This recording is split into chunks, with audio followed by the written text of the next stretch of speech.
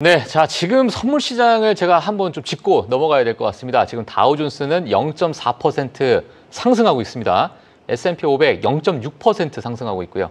나스닥 0.8%대 상승을 현재 지금 보이고 있는 상황인데요.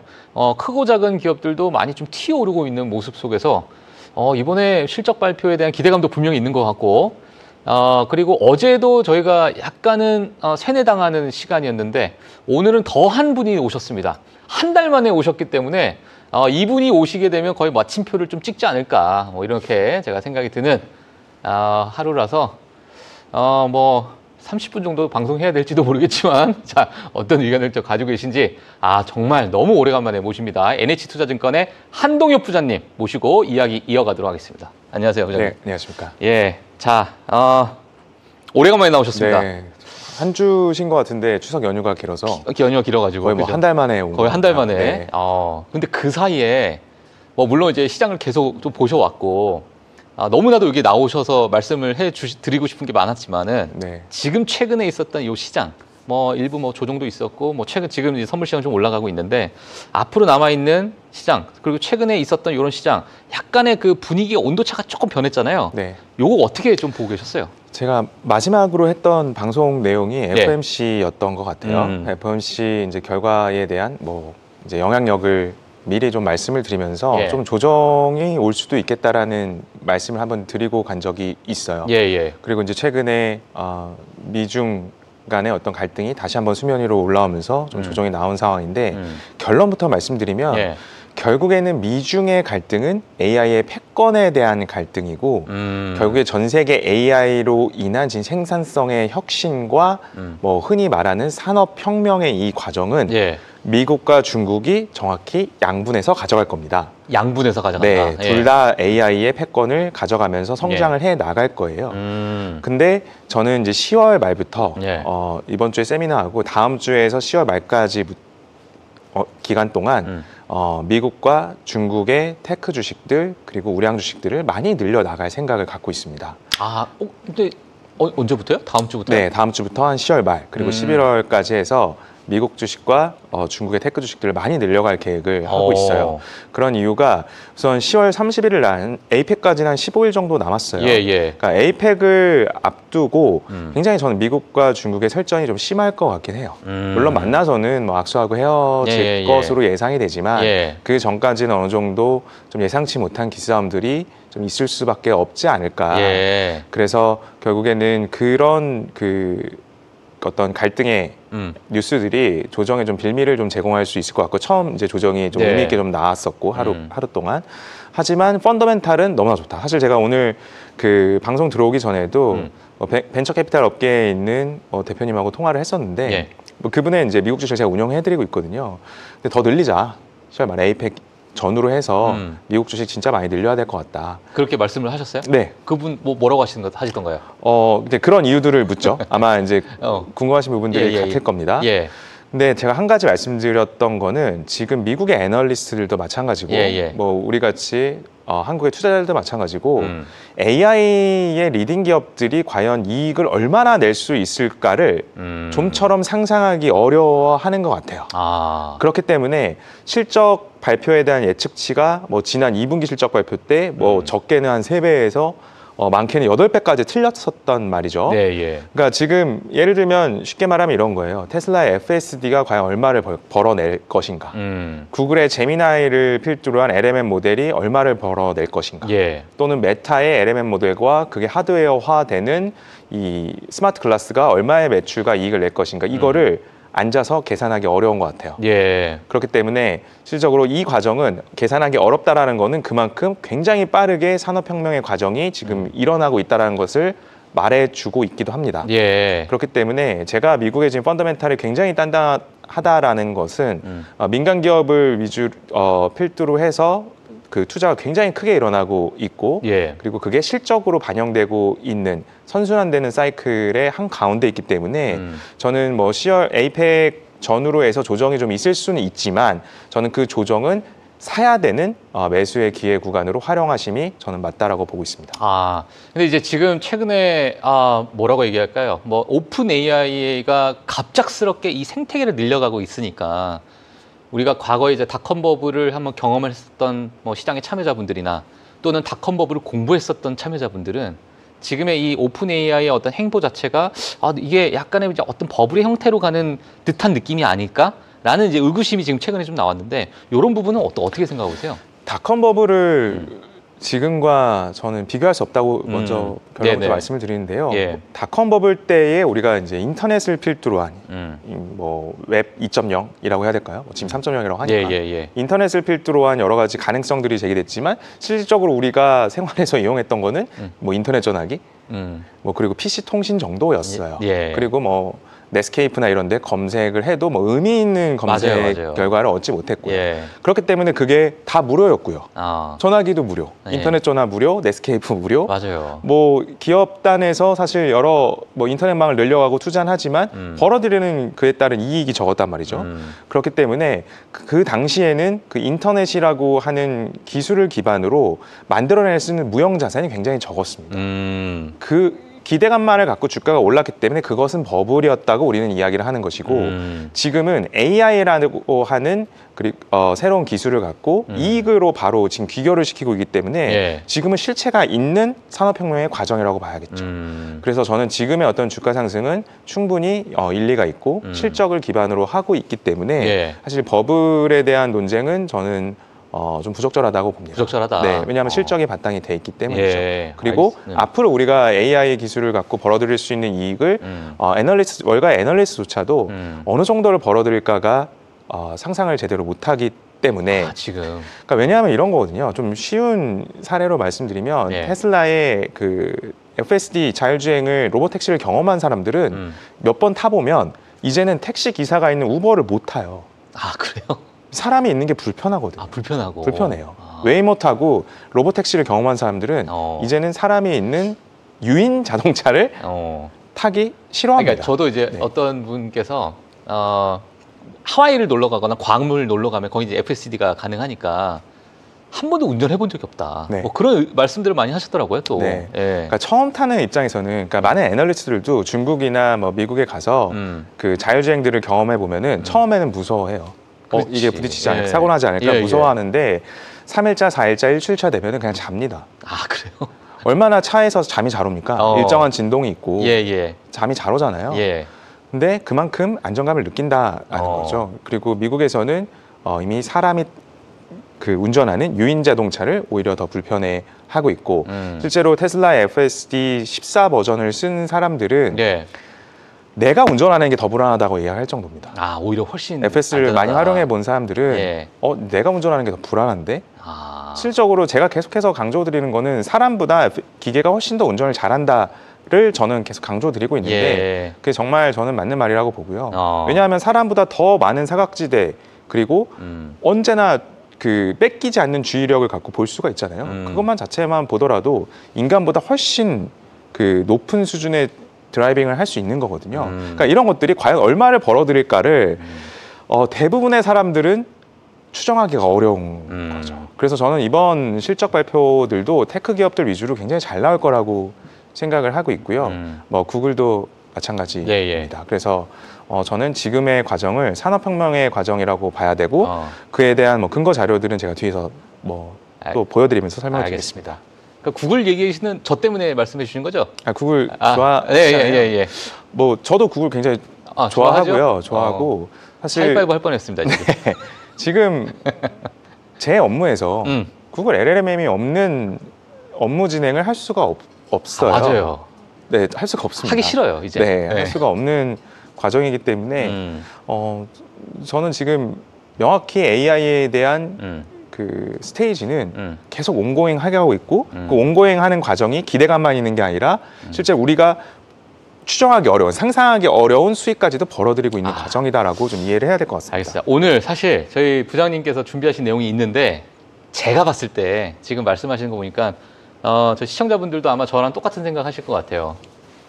이것만 해도 오늘 정말 뭐 1시간짜리 분량일 것 같은데 좀 먼저 빠르게 좀 말씀드리면 다음 주부터 이제 빅테크를 좀 담으신다고 하셨는데 이게 우리가 빅테크 하게 되면 뭐 엔비디아가 요번에 좀 빠졌던 모습을 보게 되면서 이게 엔비디아 천하였던 이 세계가 일부 조정이 좀 있으려나라는 그런 메시지를 좀 얻으셨던 분들도 있을 거고, 무슨 소리냐? 엔비디아가 무너지면은 우리 AI가 다 무너지는 거다. 엔비디아는 AI와 같이 가는 그런 기업이기 때문에 뭐 봐야 된다. 또는 테슬라가 이제 앞으로 연말에 있을 휴머노이드 이벤트에 대해서 가장 수혜를 받을 것이다. 또는 엔비디아도 그 중에 하나가 될 수도 있고, 방금 말씀하셨던 알파벳. 이거 뭐 AI 시대에 데이터가 생명인데 알파벳 같은 기업이 어디 있냐 지금 이렇게 저평가돼 있는 기업들. 그리고 뭐 지금 치고 올라오는 여러 기업들, 뭐 브로드컴이나 오라클이나 AMD도 있을 수 있고, 우리가 이제 빅테크라는 것을 우리가 담아야 된다라고 봤을 때 어느 부분에 좀 중점을 두어서 가지고 갈 생각이세요? 그러니까 어느 부분에 가장 지금 이 시점에서는 가장 핵심적으로 좀 보고 계시는지 그게 좀 궁금합니다. 계속해서 1위 기업을 봐야 되고요. 미국 주식을 투자하실 때는 우리나라 부동산 투자하는 것과 똑같습니다. 크게 편하게 살 수 있는, 많이 편하게 사고 오래 보유할 수 있는 기업을 어떻게 하면 장기적으로 안 팔고 안 흔들리고 가져갈 수 있을까가 핵심입니다. 그러니까 부동산은 좀 쉽죠. 뭐 최근에 이제 부동산이 많이 이슈가 되니까 좀 말씀드리기 조심스럽긴 하나 상급지 사면 됩니다. 한강 주변은 정해진 수요가 많은 한정적인 한정적이고 그리고 그 지역이 계속해서 발전하는 똑같습니다. 미국 주식도 리딩하는 기업 그리고 계속해서 성장이 끊기지 않는 기업을 사는 게 전 맞다라고 생각하고요. 그럼 우리가 히트맵을 만약에 본다면 좀 땅덩어리가 넓은 기업을 사야겠네요. 네, 그렇죠. 지금 그 땅덩어리가 넓은 마켓캡이 크다는 것 자체가 이미 산업을 리딩하고 있다는 리딩하고 거고 있기 때문에 제가 이 버블 논란보다 더 무서운 걸 하나 말씀드릴까요? 이미 로봇이 산업 현장에 지금 투입되기 가장 선도적으로 지금 이루어지고 있는 곳이 물류센터입니다. 물류센터는 사람이 굉장히 좀 고되게 일해야 되고 오랜 시간 뭐 일할 수도 없고 그리고 부상도 많은 지역이죠. 그런 곳에 이제 로봇이 먼저 투입되고 있는데 실제로 미국 아마존의 물류 창고에는 어질리티 로보틱스라고 하는 그 협동 로봇이 분류하고 분류하고 물건을 옮깁니다. 그 V4 지난 버전까지의 대당 가격이 한 15만 불 정도 해요. 그러니까 15만 불? 한 2억 원 정도 하는 거죠. V5가 내년에 나옵니다. 얼마일 것 같으세요? 지금 15억. 15만 불이었던 15만 가격이 이제 그래도 싸지더라도 뭐 조금 싸질 것 같은데 지금 상황에서. 내년엔 7만 5천 불 됩니다. 절반 가격이 되는 거예요? 그러니까 연봉으로 치면 1억이에요. 근데 그 1억을 투자해서 연봉을 주고 로봇을 고용했더니 24시간 일하네? 그러면 뭐 예를 들어 12시간을 우리가 일할 수 있다고 하면 사람을 고용해서 지금 1억으로 그 두 바퀴 돌리기 때문에 24시간 돌리기 때문에 연봉 5천짜리거든요. 그러네요. 이런 지금 시기에 와 있기 때문에 저는 로봇이요? 절대 멀리 있지 않아요. 굉장히 빨리 우리 생활로 지금 들어오고 있는 중이고요. 테슬라의 옵티머스도 이제 가정용 로봇을 많이 타겟으로 하고 있지만 지금 산업 현장에는 지금 사람을 대체할 수 있는 로봇들로 지금 투입이 되고 있고 우리가 페이를 해야 되는 지불 가격도 연봉 1억 수준으로 지금 오고 있기 때문에 미국의 평균 임금이 우리나라 하나로 치면 한 1억 2천에서 1억 4천 정도 되니까 10만 불이 넘어가니까 실질적으로 7만 5천 불로 한 사람을 24시간 고용할 수 있는 비용이다. 이게 생산성의 혁신이 아니고 무엇이겠습니까? 그렇기 때문에 기업의 지금 상황들은 비용은 계속해서 줄어들 수밖에 없는 구조고요. 테크 기업들의 가장 큰 비용 중에 하나가 R&D이고 그리고 인력 비용이지 않습니까? 근데 이제 R&D는 LMM이 다 데이터에 대한 스터디는 하고 있고요. 사람들도 지금 줄여도 충분히 생산성이 나오고 있는 구간이기 때문에 마진율이 계속 높을 수밖에 없는. 마진율이 엄청나게 높죠. 그로스 마진이나 RO이나 높을 수밖에 없는 이유가 지금 대대적으로 생산성의 혁신이 일어나고 있는 구간이기 때문에. 근데 그런 생산성의 혁신을 할 수 있는 기업은 사실 빅테크에 한정돼 있고 현금 흐름이 좋은 투자를 과감하게 할 수 있는. 그럼 이제 그에 따라서 앞으로도 지금도 약간의 쏠렸다 표현을 좀 하고 있지만은 앞으로도 더 이러한 부분에 따른 수요가 더 강해질 거라고 보고 계시는 거죠? 이거는 나쁘게 볼 일이 아니라 어쩔 수 없는 인류의 역사인 것 같아요. 뭐 불을 발견하고 나서 그 불을 잘 활용할 수 있는 뭐 부족들이나 지역들이 번성을 했고 그리고 뭐 기계를 잘 다룰 수 있는 영국의 일부 기업들이 산업 혁신을 일으켰고 에너지를 잘 다룰 수 있는 증기기관을 잘 다룰 수 있는 그리고 인터넷을 잘 다룰 수 있는 그리고 AI를 잘 다룰 수 있는 주자만이 지금은 승자 독식을 할 수밖에 없는 구조이죠. 그러니까 역사는 우리가 그동안 경험했던 거와 다르지 않은데 왜 지금을 꼭 다르게 봐야 되냐. 저는 오히려 반문을 하고 싶어요. 저희가 화성에 가겠죠? 가겠죠. 가겠죠. 이미 이미 UFO도 믿으시고.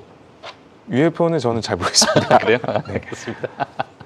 자, 하여튼 지금 그만큼 기술이 발전을 했다라는 그런 이야기인데, 알겠습니다. 일단 다음 주부터 이제 빅테크에 대해서 일부 많은 이제 뭐 좀 담아가는 그런 어떤 스탠스를 좀 취하고 계시니까. 그러니까 정확히 좀 말씀드리면 조정이 뭐 에이펙 전후로 해서까지 뭐 1, 2주 더 연장될지는 모르겠습니다만은 사실 지금 당장 올라도 저는 이상하지 않거든요. 왜냐하면 기업의 성장이 계속해서 가속도가 붙는 구간이기 때문에 사실 조정의 기간을 저는 좀 예상하기는 좀 어려울 것 같고 다만 에이펙 전후로는 어쨌거나 여러 나라의 정상들이 모여서 정치적인 합의점은 좀 도출되는 부분이기 때문에 저는 뭐 에이펙 전후로 해서 해외 주식을 늘려나가는 거는 좋은 시기라고 생각하고 있습니다. 저희 부장님께서 사실 미국 주식 중심으로 많이 말씀을 하셨는데 지금 중국과 미국이 양분화되고 있고 다음 뭐 예를 들어서 뭐 빅테크, 미국의 빅테크를 조금씩 담아가는 그 과정 속에서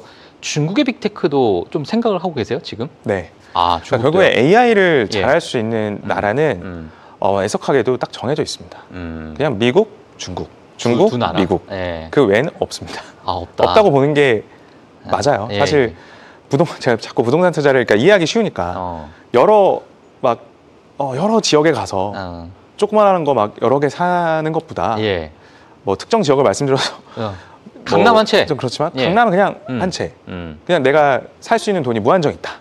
그러면 그냥 반포, 그 다음도 반포, 그 다음도 반포를 사는 게 맞아요. 그래요? 맞죠. 계속해서 상급지를 갖고 있는 게 맞습니다. 미국 주식도 마찬가지예요. 근데 미국 주식 같은 경우에는 글로벌 경제를 봤을 때 지금 산업혁명 구간이 명확하고 그 혁명을 리딩해가는 기업이 미국과 중국이기 때문에 두 나라에 포커싱을 하는 게 저는 맞다라고 보는 거고요. 아직까지도 AI의 버블은 저는 당연히 오지 않았고 그럼 버블 언제 논할 수 있어? 라고 보면은 뭐 뒤에 자료에서 보여드리겠지만 저는 2028년 정도 2028년? 네, 28년 정도 봅니다. 왜냐하면 지금의 미국 리딩 기업들이 자금을 조달하는 창구는 대부분 회사채예요. 나를 믿고 채권 발행해줘. 나 그러면은 AI 산업으로 이 정도 돈을 벌어서 주주들한테 환원할 수 있어라고 채권 발행으로 대부분의 자금을 조달합니다. 은행에서 잘 안 빌려줘요. 왜요? 무형자산이니까요. 무형자산이니까. 제조업 시기에는 은행에서 돈을 많이 빌렸죠.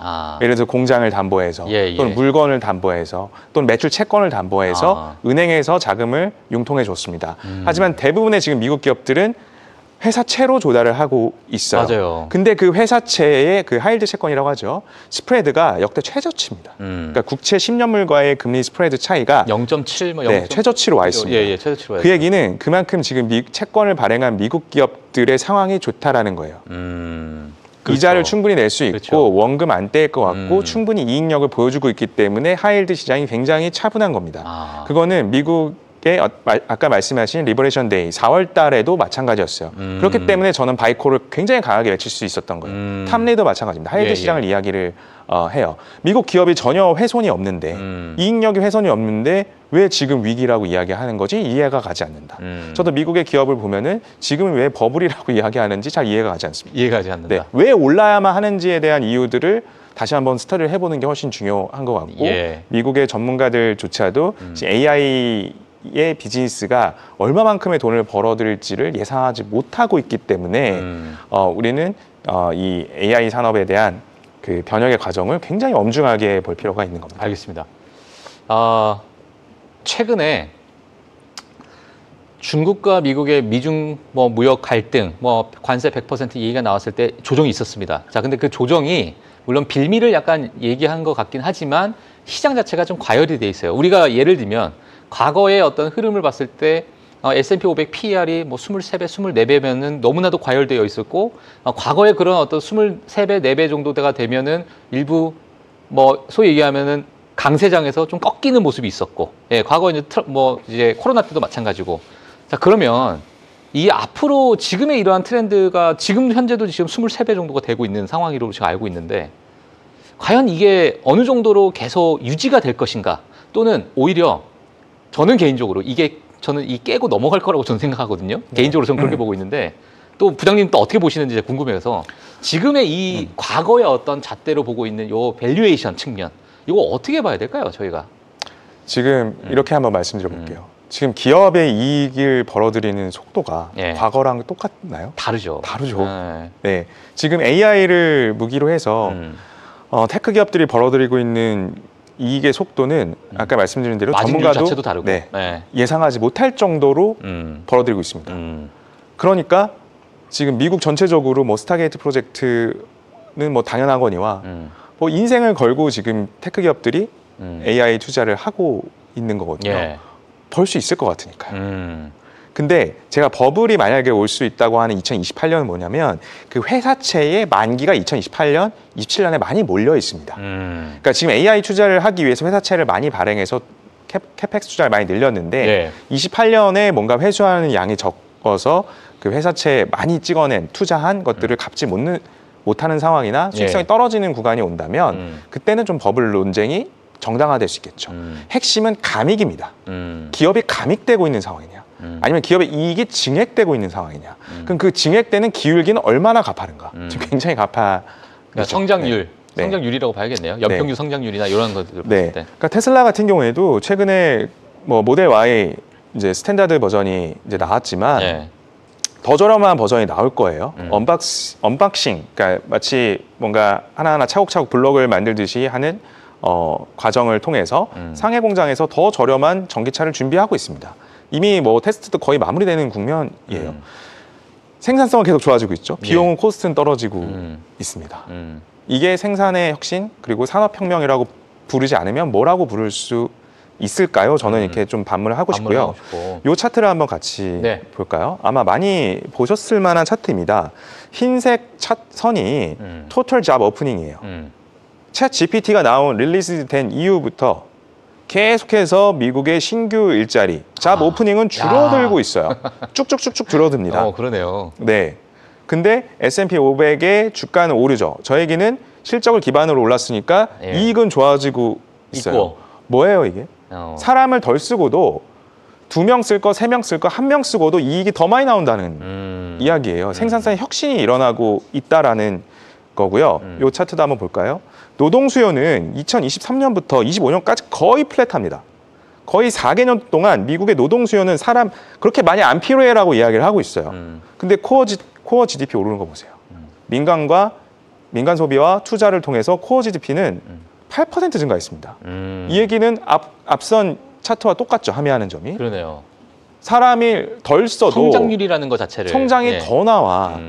그러니까 흔히 지금 우리가 보고 있는 뭔가 노동 지표가 좋지 않은데 뭔가 경기 침체가 오는 거 아니야? 아니요. 성장률 더 좋아지고 있는데요. 사람을 덜 쓰고도. 그러니까 이 패러다임이 깨졌다는 거예요. 그러니까 예전에는 우리가 컨베이어 벨트를 사용 안 하고 정말 많은 사람들이 모여서 여기서 조립하고 저기서 조립하고 했었는데 컨베이어 벨트로 생산성의 혁신이 일어났고 증기기관이 없었는데 증기기관이 생기면서 뭐 이동거리에 대한 혁신이나 시간의 혁신이나 또 물류의 혁신이 일어났고 지금 AI 혁신이 일어나고 있어서 이런 결과들이 지금 나오고 있기 때문에 저는 지금의 버블은 감히 버블이라고 이야기하기 어렵다. 네, 지금은 오히려 더 AI의 지금 혁신에 주목을 해야 되는 구간이라고 몰두를 해야 되는 구간이라고 생각을 하고 있습니다. 단 한 가지 주의해야 될 점은 이러한 혁신의 과정들은 항상 선형적으로 오르지 않습니다.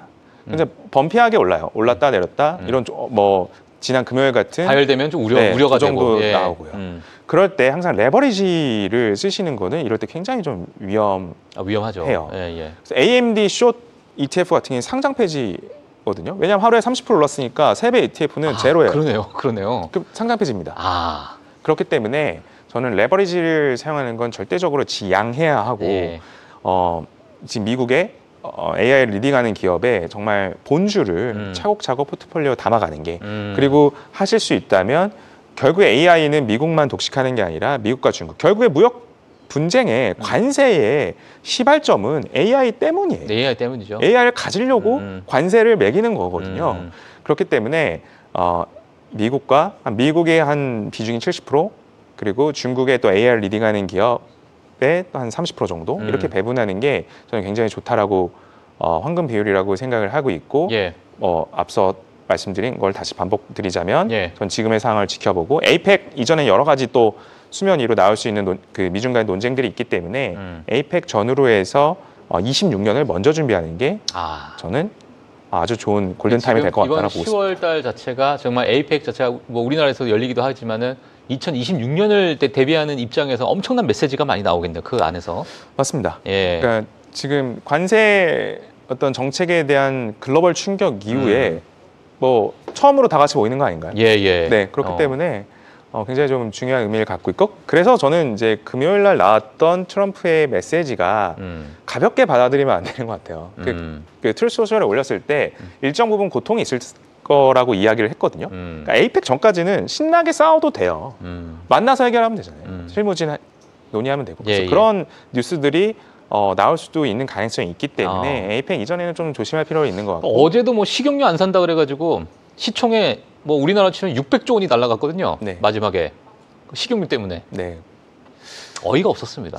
그래서 뭐 정치적 이벤트 앞에서는 좀 조심할 필요가 있고, 에이펙 전후로는 뭐 거의 다가온, 그리고 에이펙 이후에는 다시 한번 해외 주식을 좀 늘릴 필요는 있지만 미국 일변도보다는 결국에 미국 70% 그리고 홍콩에 상장된 리딩 기업들 30% 이렇게 가져가는 게 저는 맞다고 봅니다. 알겠습니다. 자, 오늘 사실 저희 또 부장님께서 예전에 한번 우리 카바나라는 기업을 또 말씀을 해주시면서 맞습니다. 완전히 그 중고차 시장의 어떤 플랫폼으로서 전환하고 혁신적인 어떤 방향성. 근데 거기에 따라서 우리나라에서도 사실 이 기업이 뭐 많이 좀 이슈가 됐었는데 요즘에 어떤 상황입니까? 이거 약간 업데이트를 좀 해주시면 좋을 것 같아요. 지난번에 이제 헤이딜러라고 하는 우리나라의 중고차 커머스 플랫폼 압도적 1위예요. 내 차를 온라인으로 파는 마켓 쉐어가 80%를 장악하고 있는 기업이 헤이딜러라는 서비스를 하는 P&D 컴퍼니라는 곳이죠. P&D. 기어봉 P&D. 그래서 그 사명을 갖고 있고요. 이 헤이딜러라고 하는 기업이 지금 시가총액 1조 이상에서 상장을 준비한다는 뉴스가. 시가총액 얼마요? 1조? 네, 1조 원 이상으로 내년 말이나 27년도 상반기에는 데뷔를 할 것 같아요.